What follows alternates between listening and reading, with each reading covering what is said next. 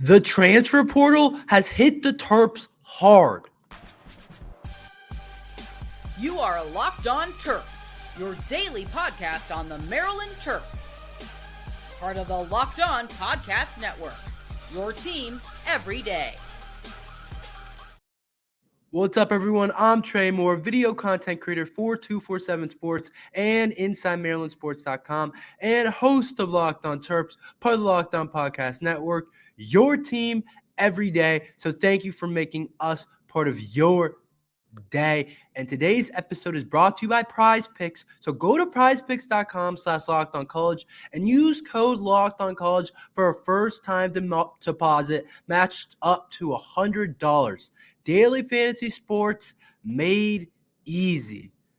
The transfer portal has hit the Terps badly already.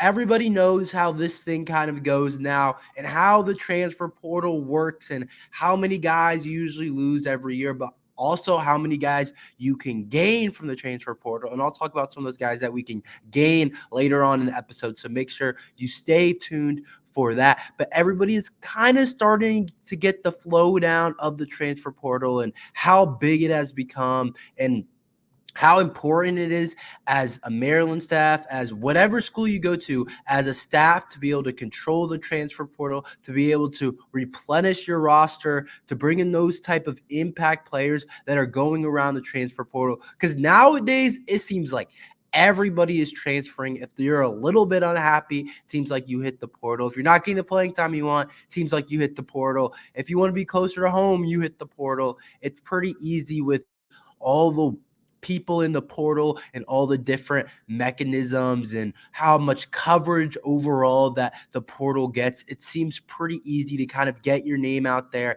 and to make sure that everybody knows you're in the portal. And colleges have guys monitoring the portal all the time. Some people's specific job for their college staff is just the transfer portal. So we all know how crazy the transfer portal is, but it has definitely hit the Maryland Terrapins really hard and has made our roster look a lot worse.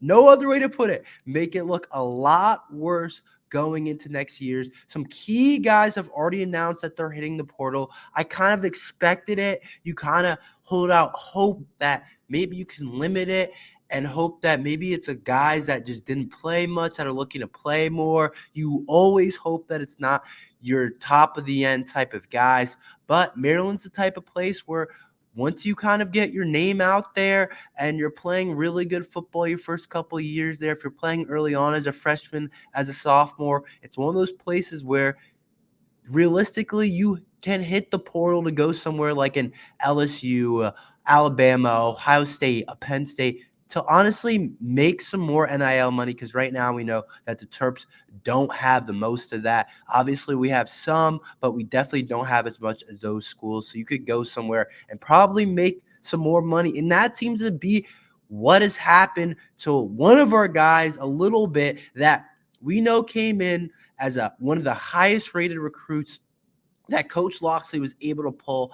I was excited to watch this guy all 3 or 4 years, however long he was going to be in College Park, because I thought he was going to, at the end of the day, be one of the best Maryland linebackers in a while, one of the best Maryland linebackers in Maryland football history. I thought he had a chance to be able to do that. I thought he had that type of talent. And Jase Barham, who's officially entered the transfer portal and is going to have plenty of options. Plenty of good options from Jase Barham. Like I said, he came into Maryland, highly rated 4-star guy out of powerhouse St. Francis, and a lot of people, basically everybody in the country, wanted Jase Barham, but he decided to stay with the Terps, stay with the hometown. In the back of my head, I always kind of figured there was a possibility that he could transfer, because a guy like that, like I said, he has so many options for where he could go. And some of the NIL money, honestly, is probably more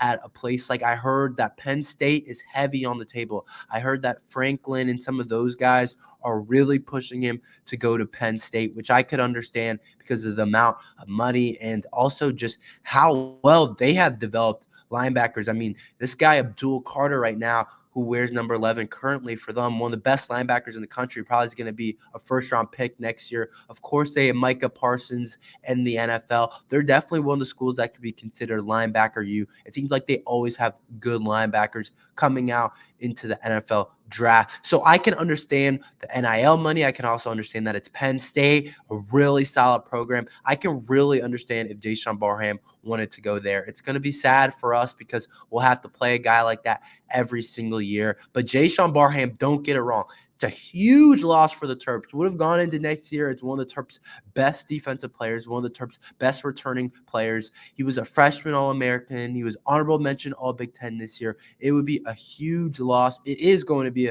a huge loss unless somehow he takes his name out the portal and decides to stay with Maryland. It will be a huge loss to lose Jase Barham out going into his junior year, where that's where he's supposed to, everything's supposed to click. He's supposed to have the experience. He's supposed to have all the weight stuff down. He's supposed to know the system, know how college football works, where he had the chance to be an all Big Ten type of player, but he's not going to get that chance to do that with the Terps. And it'll hurt even more if we have to play him next year. But that's an area in the linebacker room where I thought it was a big strength going into next year, but now I'm not exactly sure because we lose out on a guy like Barham, who is definitely going to be the leader going into that room going into next year. But Barham's not the only player that we missed or that is leaving. Corey Dyches, a key player for us. You guys know how big Corey Dyches has been for the Maryland football program. We know some of the things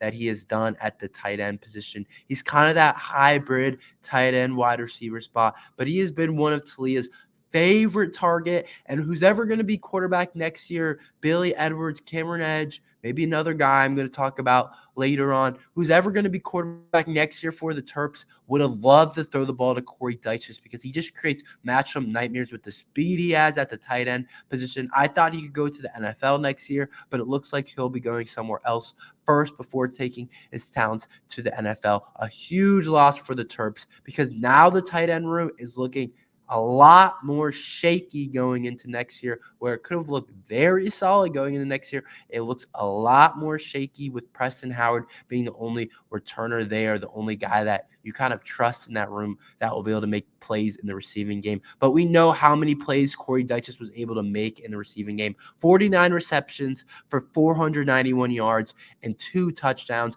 for Corey Dyches. It definitely hurts a ton. Our leading receiving threat from the tight end spot. He would lead our team in receiving yards some games and catches some games. He would do a whole lot. He would just create a mismatch, like I said. So that's going to be a huge loss in the receiving game. Definitely a downgrade overall for the Terps roster. But there's another tight end that we lost, and freshman Rico Walker, a guy that I was really excited about. I honestly thought Corey Dyches was just gone next year because of eligibility. I didn't realize that he had another year, but he does have another year, obviously, and that's why he's hitting the portal. So that's why I was super excited about the 4-star Rico Walker, who early on in the season actually played a lot, was getting a ton of rotational minutes, which I thought was good. I thought that would keep him around. And then later on in the season, you just didn't see him much. I'm not sure what was up with that. I don't know exactly why he wasn't playing as much as he did early on. Maybe they just thought he wasn't ready. But this guy was really talented coming out of high school. A lot of people thought he would be recruited as a defensive end, or he was recruited as a defensive end by a lot of schools, but he ended up playing tight end for Maryland and doing some and showing a lot of flashes, even though he didn't play much. You could tell by his size, his athleticism, that he had a chance to be that 1-2 punch with Preston Howard once Corey Dyches left, and he had the chance to really help the Terps. So the tight end losses of those two guys definitely hurt the Terps a ton, because this is a guy that I thought had a chance to be an all Big Ten type of player down the road. I thought super talented overall player, 4-star, like I said. He was more of a future guy. We hadn't seen the production yet in the freshman year. He only had like 4 catches, but this is the guy that hurts down the line because he was definitely in the future plans for the Terps. So overall, losing Corey Dyches, our starting tight end, one of the better tight ends in the conference, was 3rd team all Big Ten. Losing that type of player definitely hurts. And then losing the guy that you think is going to be the future Corey Dyches and be a future star in the tight end room. Those two losses hurt a ton, and the transfer portal has definitely started to hit for the Terps. And then also a couple other players that we're going to miss that are decided to leave. Gavin Gibson played a lot as a freshman, but ultimately lost the starting role this year at the nickel cornerback position to Glendon Miller, but not as big of a loss for sure. Definitely still a loss for depth in the quarterback room, and I did expect him to play later on. Maybe not next year, but the next year I expected him to play a good amount. But as a sophomore, just didn't play very much. It's still a loss for sure, because freshman year I thought he showed some really good film and some really good plays overall, but he didn't play a ton, so it's not like a huge loss. Kind of an expected loss when you see a guy like that, just because he hasn't played a ton. And then Corey Coley, an interesting loss for the Terps, never could really find himself and solidify himself as a starting corner. It was always two other guys, whether it's Tari Still and Jaquan Shepard this year, or Jacorian Bennett and Deontay Banks here before that. Corey Coley's always been kind of the third, fourth guy in that room that has never played a ton, but always been a backup and got time when guys have been hurt. But Corey Coley, he's kind of struggled, hasn't looked super impressive when he's been out there. So definitely a loss, definitely a guy that maybe had a chance to start next year with Tarheeb still gone. And there's definitely a big gap in that quarterback room, and we'll see who comes in kind of to fill it, if they look at the transfer portal or if they trust their guys that they've recruited. But there's definitely holes overall in the roster in that cornerback room with losing Gavin Gibson and losing Corey Coley. So overall, there's definitely some holes now. There definitely is going to be more people that probably decide to transfer out. But losing Barham, losing Corey Dyches, losing Walker are definitely huge losses for the Terps that are absolutely going to hurt.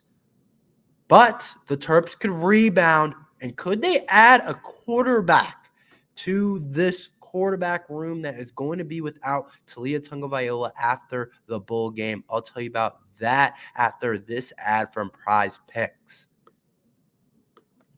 Testing my skills on PrizePicks this football season is the most exciting way to play daily fantasy sports. If you have the skills, you could turn $10 into $250 with just a few taps. PrizePicks is the largest independently owned daily fantasy sports platform in North America. We're the easiest and most exciting way to play daily fantasy sports. It's just you against numbers. Instead of battling thousands of other players, including pros and sharks, you pick more than or less than on 2 to 6 player stat projections and watch the winnings roll in. Go to prizepicks.com/lockedoncollege and use code lockedoncollege for a first-time deposit. The Terps are looking to add a quarterback in the transfer portal, and this guy could be a huge add for the Maryland Terrapins. And I do think it is smart for us to add a quarterback in the transfer portal, especially with Talia being gone, with the uncertainty with Billy Edwards and Cameron Edge. We're not really sure exactly what we're going to get from those two guys. We've seen Billy Edwards play some. He's made some spot starts when Talia's been hurt or whatever, but I'm still kind of unsure what we're going to get from those two guys overall. I do think they both have talent. I think they're both really different players, but the Terps have looked like they have started to visit and started to work on this guy, MJ Morris, which is an interesting kind of guy for the Terps to look at, because he started out as the NC State backup this year. He's a sophomore, and it's interesting because he was backing up Brendan Armstrong. If you guys don't know Brendan Armstrong, he played for Virginia for a long time. He's kind of your typical dual threat quarterback that can run, that can pass. So Brendan Armstrong was a solid player. He transferred into NC State, and MJ Morris was a backup, but Armstrong was struggling for a couple of games and struggling throughout the season. So they decided to go away from Armstrong and head to MJ Morris.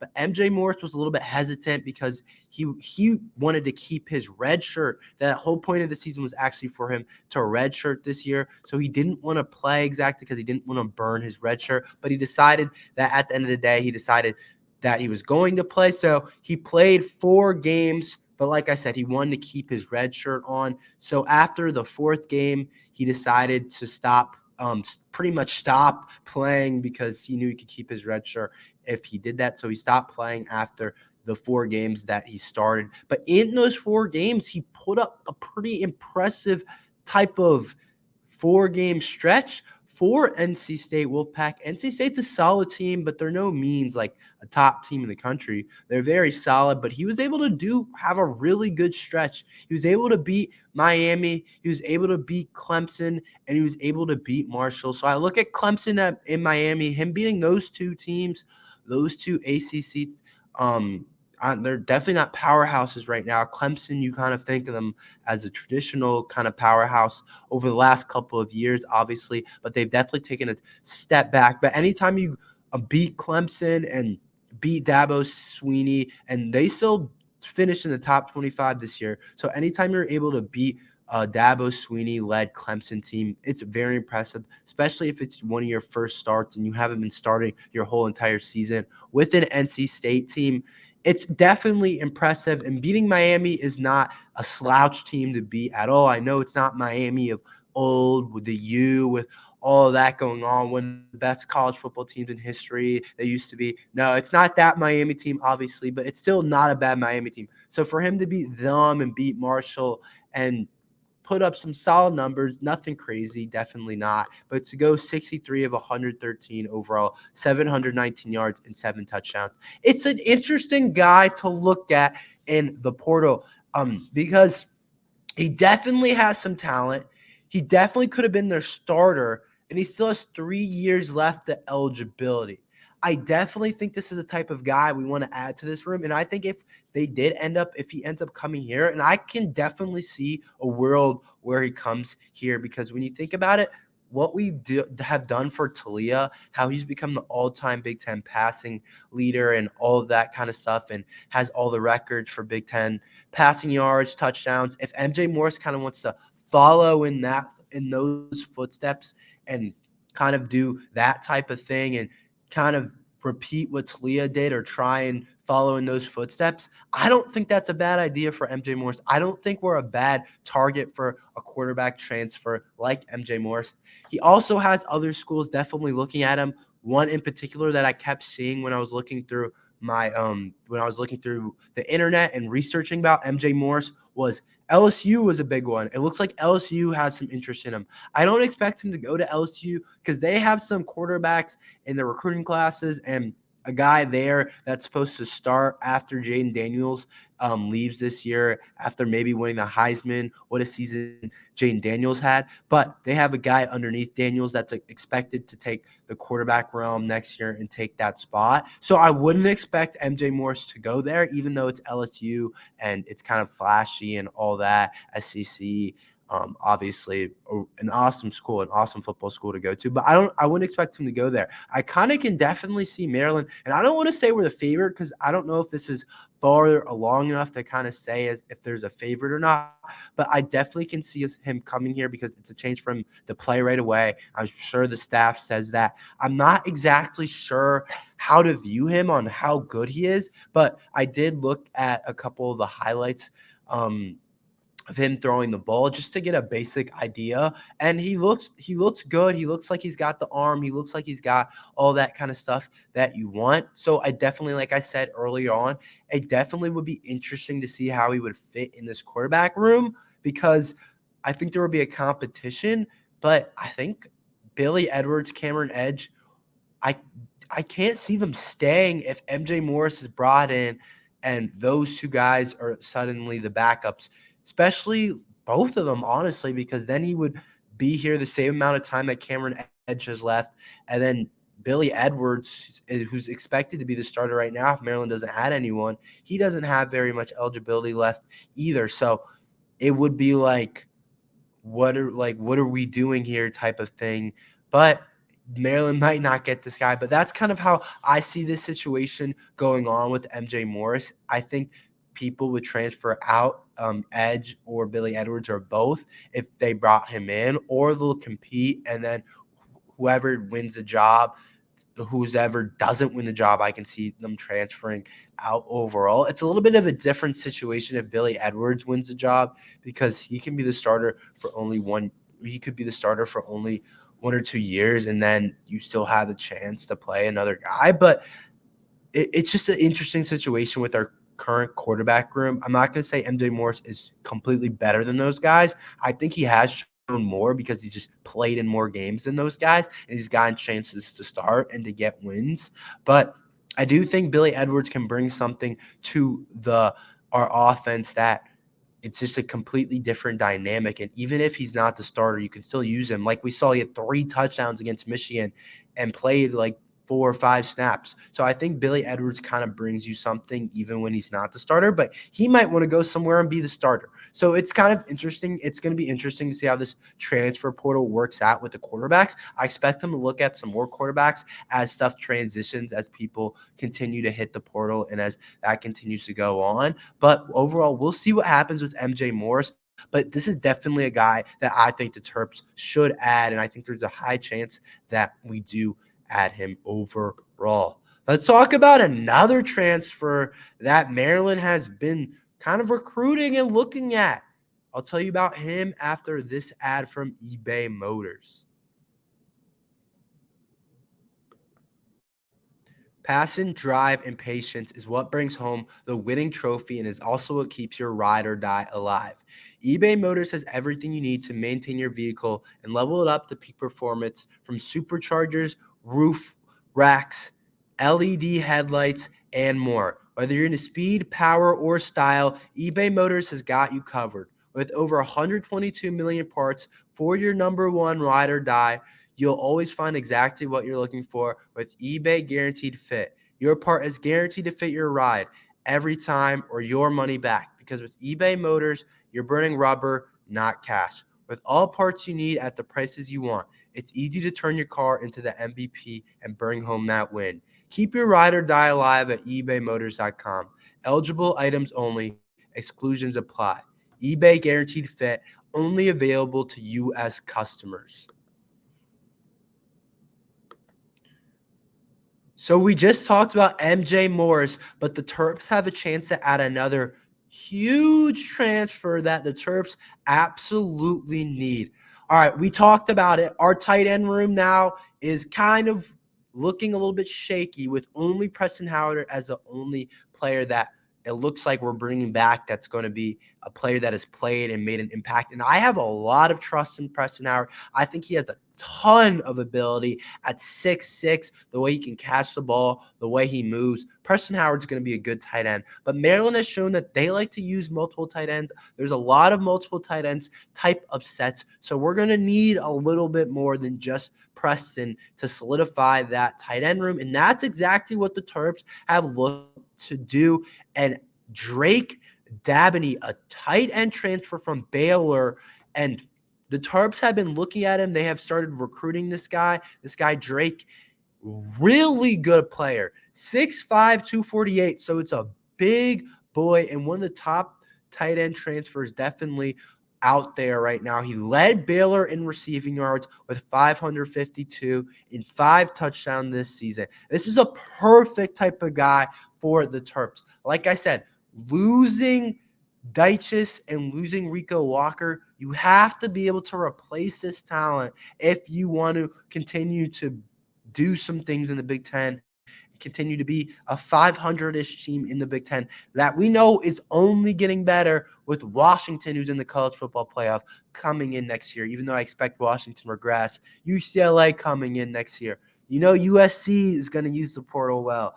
And Oregon coming in next year, with all those different teams coming in next year, we're going to need to replenish this roster after the transfers, after graduation. We lose a lot. We had a star-studded senior class this year, a bunch of guys that are going to go to the NFL, I think, guys that have a chance to go to Senior Bowl. A lot of that going on. And so it starts with this guy, Drake. If we can land this guy, it can be huge for the Terps because he brings a receiving threat in the room, and he's also a big boy. I'm unsure. I'm not going to lie to you guys. I'm kind of unsure of how good of a blocker he is. I don't have like a complete scouting report on him, but with how big he is, I would expect him to be able to block some at 6'5", 248. That's a pretty big guy. And I think that will complement Preston well because those are two guys that can receive and block. And then to look out to finish the tight end room, you can look at bringing those guys up that you've recruited that were young last year, like the freshmen or whatever. I think you can bring those guys up and to bring into the role of the tight end 3, tight end 4 spot. But I think you definitely want this guy Drake to match up with Preston in the tight end room to make a 1-2 punch that I think will really help whoever our quarterback is next year, whether it's Billy, whether it's Cameron Edge, whether it's MJ Morris, whoever it is. But thank you for listening to Locked On Terps. Make sure you like and subscribe. We're here every day talking Maryland football and basketball. So thank you for listening to Locked On Terps.